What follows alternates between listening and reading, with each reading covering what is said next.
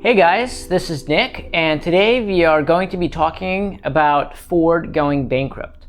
So before we dive deeper into this video, if you guys want to take a moment and hit like and subscribe in this video and hit the bell icon so you're notified of future videos as soon as I drop them so you don't miss any important information. This is another one of those videos where I kind of do a deeper dive into a specific topic, and today it's going to be Ford going bankrupt. Ford did not want to adapt to the changing world, and now with their last minute push into the EV market, they are cannibalizing their last hopes of success. Ford going bankrupt will absolutely change the stock market, and GM and other companies could join them as well. We're going to get into some more technical information here, so I'm just going to have to read some things off of my iPad. I wrote a little bit of a script, so you know this data is nice and solid. So basically, Ford's bonds have been downgraded to the highest junk rating, which, sounds bad, and it is, which is BA1, which basically says that automakers' cash flow and profit margins are below their expectations, and they're likely to remain weak over the next 2 years. Usually the junk bonds have a high interest rate, something like anywhere between 4 and 8%, because they're high risk. The company could go down under, which is basically what this video is about. Their total debt is $161 billion, and they only have $30 billion in cash and assets. For this debt, they're paying 1.05% interest, which ends up being about a little over $1.5 billion every year getting added on top of their debt. So their debt is getting worse and worse every single year. If this already sounds bad, their margins have been dropping significantly, from 8.8% down to 2.8%. And this is for the global market. In China, it's been even worse. And their current cost of sales is more expensive than their revenues, which means it costs them more to make the car and market it and get it to the dealership and sell it than it costs them to produce it. So they're basically having negative margins on their cars. And this isn't even getting to the electric cars. Now, they recently unveiled their Ford F-150 truck as well as their Mustang Mach-E, which they've been basically just stealing the Mustang name from the heritage because it's not even a Mustang, it's a hatchback, just because the hatchback space is really popular right now. But with their Ford F-150 electric version, they set their prices already too early before the tax incentives that Biden proposed, and that's already hurting them pretty badly. So because they already set their prices too low in order to compete with the Cybertruck, their profit margins can't be that high. If they're not losing money, they're only breaking even.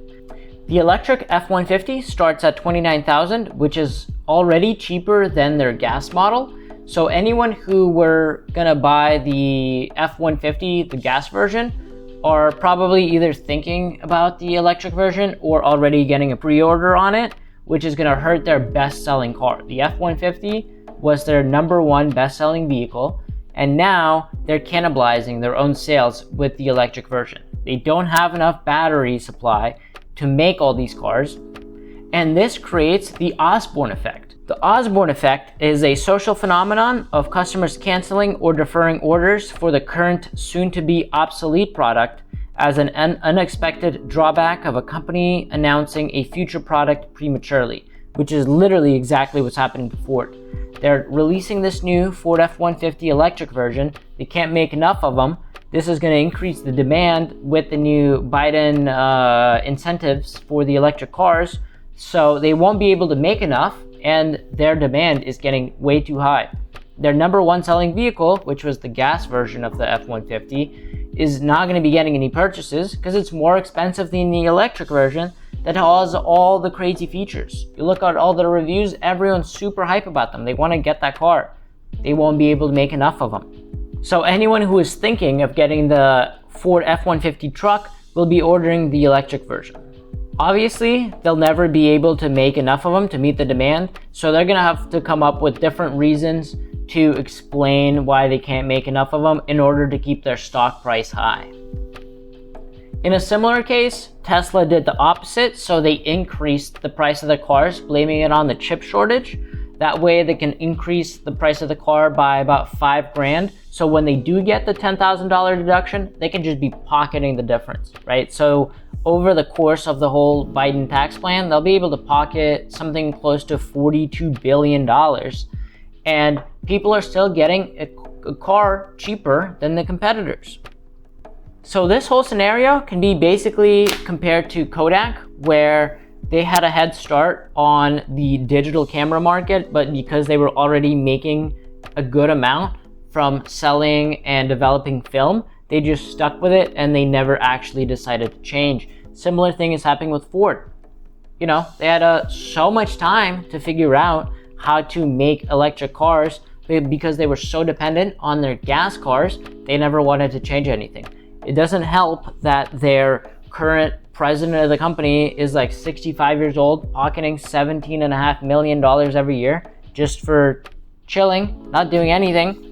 They never wanted to change. They don't want to do anything. The $160 billion that they have in debt is for their old machinery.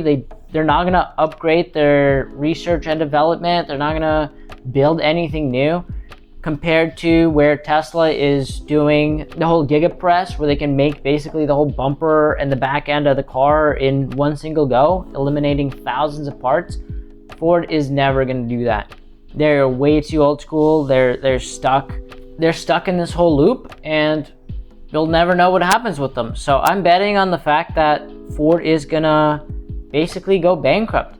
Even if they wanted to get bailed out, if every American taxpayer had to pitch in order to save Ford, they would have to pay $1,125 each in order to save Ford, which obviously nobody would ever want to do. So my question for you is, do you think Ford will be bailed out by the government? Are they going to print more money to save Ford? Are they going to increase their taxes to try to save Ford? My opinion, no. I think this company is just going to absolutely go bankrupt, same way that Kodak did. That's kind of it for this video. I think there's way too many causes for Ford being way too behind. So what I would have suggested if I was running Ford is I would have created a supercar, something similar to the Ford GT, where it's an electric version. It's kind of the approach that Porsche did, where they released the electric Porsche. It was like $180,000. But it's a luxury car. They can make some money off of the margin and then reinvest that money into R&D. Or with Ford, they could have taken that money and then try to pay off their debt a little bit, maybe.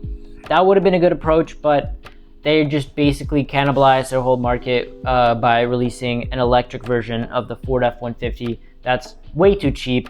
It's just gonna steal the sales from their gas versions of the F-150. So I'd love to hear what you guys have to say in the comments. What do you think? You think is Ford going to get bailed out? Is it going to survive? I'm giving it a bet that by 2025, Ford is going to go bankrupt because they can't innovate fast enough. They're not making the right decisions. They've already been behind by 10 years. They just can't compete. I'd love to hear what you guys have to say. And thank you guys so much for watching this video. Leave a like if you liked it. Leave a dislike if you didn't. And let me know in the comments what you think I should cover next. So once again, thank you so much for watching, and I'll see you guys in the next one. Peace.